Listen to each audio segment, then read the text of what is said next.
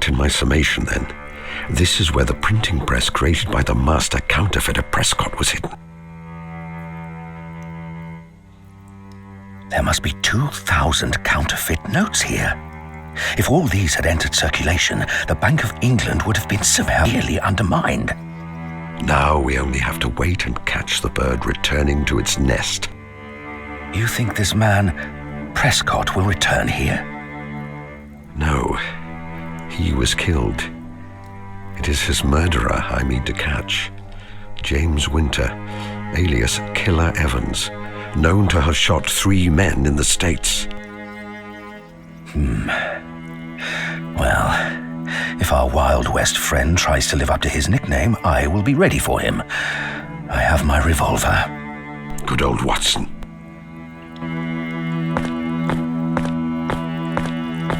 Stay where you are, Mr. Evans, if you value your life.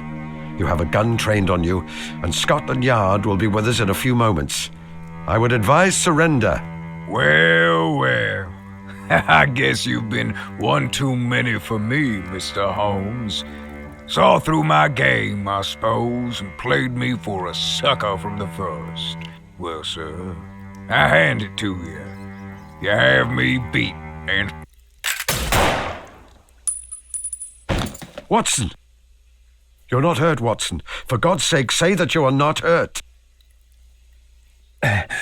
It's nothing, Holmes.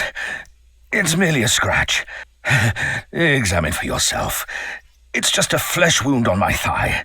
You're right. It is quite superficial. Keep. Killer Evans. Yes. A clear case of self-defense on your part, dear fellow. Perhaps it is just as well that it should end this way. If he had killed you, I would not have let him get out of this room alive.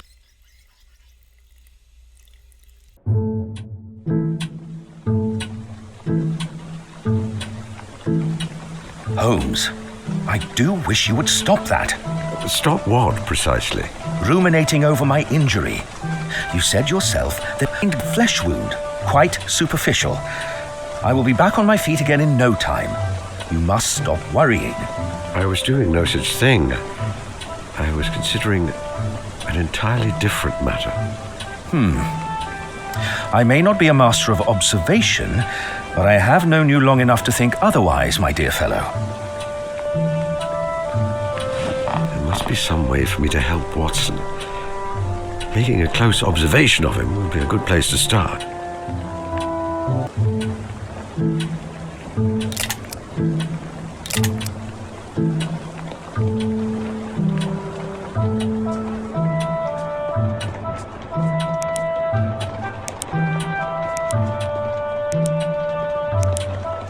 Tempting. He is not quite so injured that I need to toss him over my shoulder and put him to bed, however. I am here to be of use, Holmes. But perhaps wait a while until this particular gunshot injury has healed, A print of Turner's The Great Fall of the Reichenbach. It's been there since Watson and I moved here, but has taken on additional meaning in the course of our adventures. We could go back to Switzerland, you know, for a holiday. I imagine it is rather nice if one is not fleeing for one's life. That may be. However, I would prefer not to.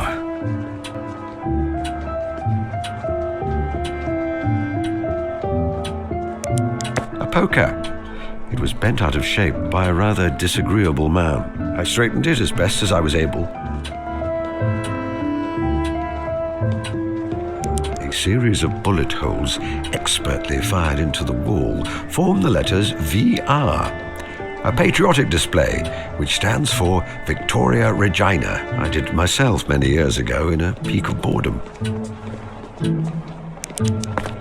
A single silk embroidered slipper in an oriental style.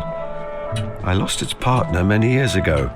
Since then, it has been used as a receptacle for tobacco.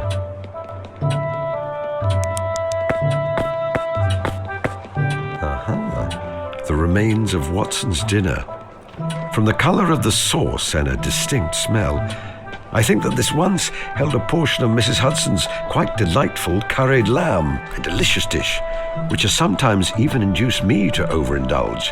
However, it is quite spicy and salty. I have just observed something important. I should enter my brain attic later in order to see if I can make any deductions. My intimate companion and biographer, Dr. John H. Watson. Shall we see what can be observed about him? I should visit my brain attic afterwards to see what deductions can be made based on my findings. His look of concentration is occasionally interrupted by him wetting his lips and clearing his throat slightly. I have just observed something important. I should enter my brain attic later in order to see if I can make any deductions. It is a yellowback novel entitled The Lady Detective Makes It Right. There's a picture of a young lady examining a footprint on the front, an advertisement extolling the virtues of cocoa on the back. He was shot in the left thigh. The evidence is mostly gone. His blood-stained trousers have been burned. The bandage is not visible under his clothes. I can tell from the way he sits that it's still causing him some discomfort. He has had quite enough gunshot wounds for one lifetime. Holmes, you are brooding again. I am touched that you are so affected, deeply touched. But I hate to see you keep berating yourself.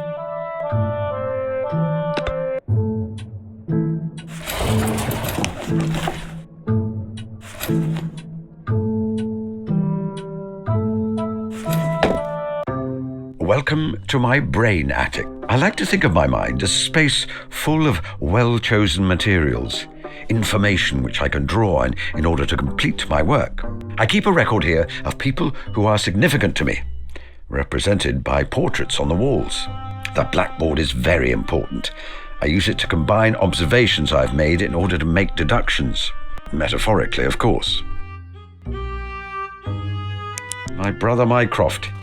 He is my superior in observation and deduction, although he does not have the energy or ambition to be a detective. Instead, he uses his capacity of storing facts in the aid of the government. Indeed, it could be said that occasionally he is the British government. He should not be here by rights. This is a place of facts, of logic. He is a distracting factor, grit in a sensitive instrument. Yet I find I want him here all the same.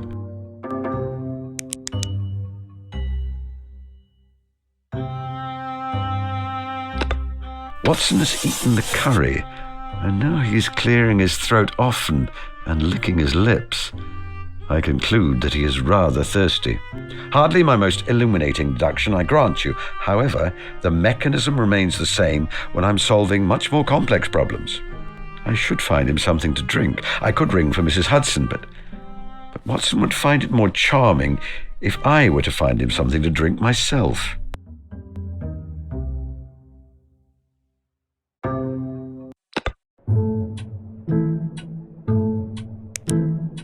Aha, yes, I shall take the beaker.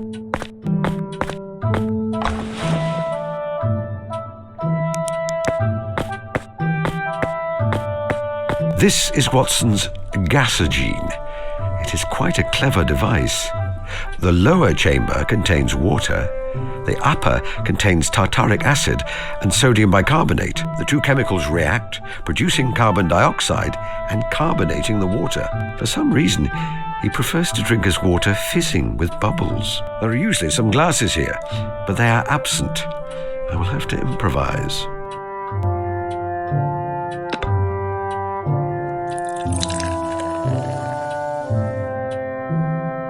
There, I now have a beaker full of carbonated water.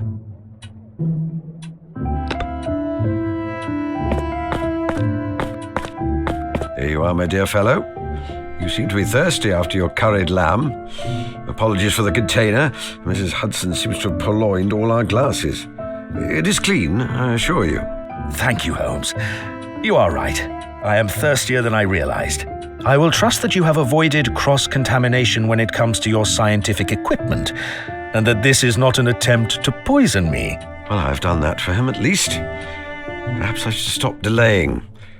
There's something important I need to speak to him about.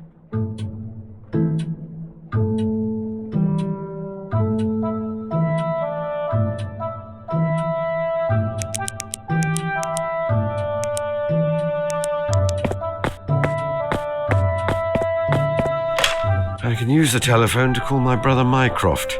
He often has valuable ideas about how to proceed in any given situation. Hello, operator.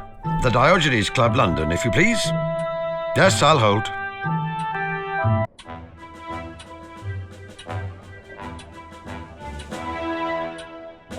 My dear Sherlock, how can I be of assistance? How are you, Mycroft? Very well, thank you. Those young whippets in Whitehall haven't been causing you too much bother? Dear me, no. Watson has been shot. Superficially, I assume, or you would not be calling me quite so calmly. Yes, a graze. Send him my warm regards. Oh, speaking of the good doctor, have you told him of your plans yet? It seems to me that it would be a sensible idea not to delay too long. Goodbye, Mycroft. Goodbye, little brother. Do call again.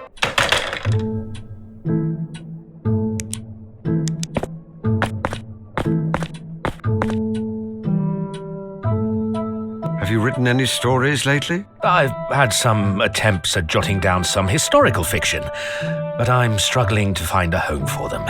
I may make an attempt at writing up more of your cases.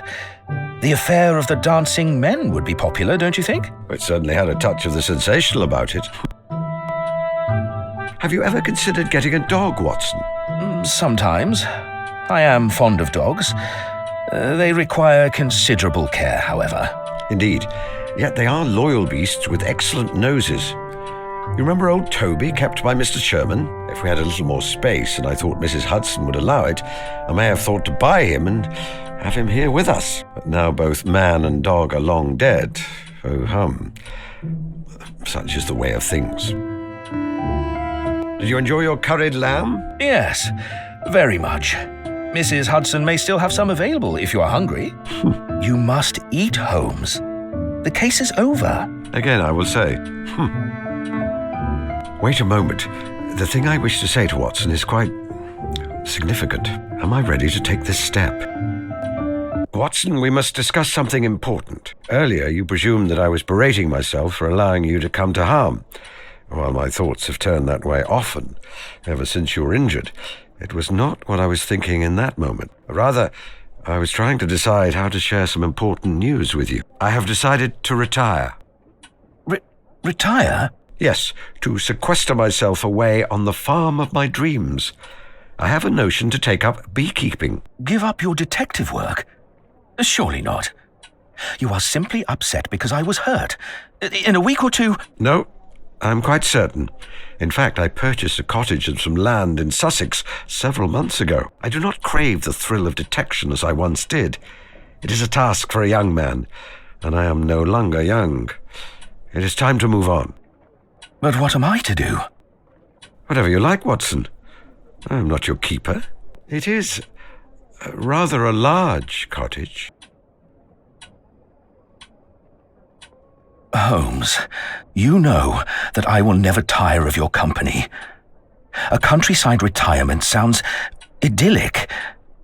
Yet, this is very sudden. I am not certain I am ready for that kind of seclusion. I still have a few decades' worth of a perfectly respectable medical career ahead of me, and people here who rely on me. Once I fail to supply the curious adventures which thrill you and provide you with material for your sordid magazine stories, you lose interest in me. Is that it? Of course not. You know that is not true. Or perhaps you've set your sights on marrying the sensible and pretty matron who brings you flowers and writes you sweet nothings. If you propose, I'm certain she will agree. She has not been subtle about her intentions. Holmes, you are being childish. Yes, I suppose I am. Of course, I will come with you if you need me. If you ask me to join you, I will.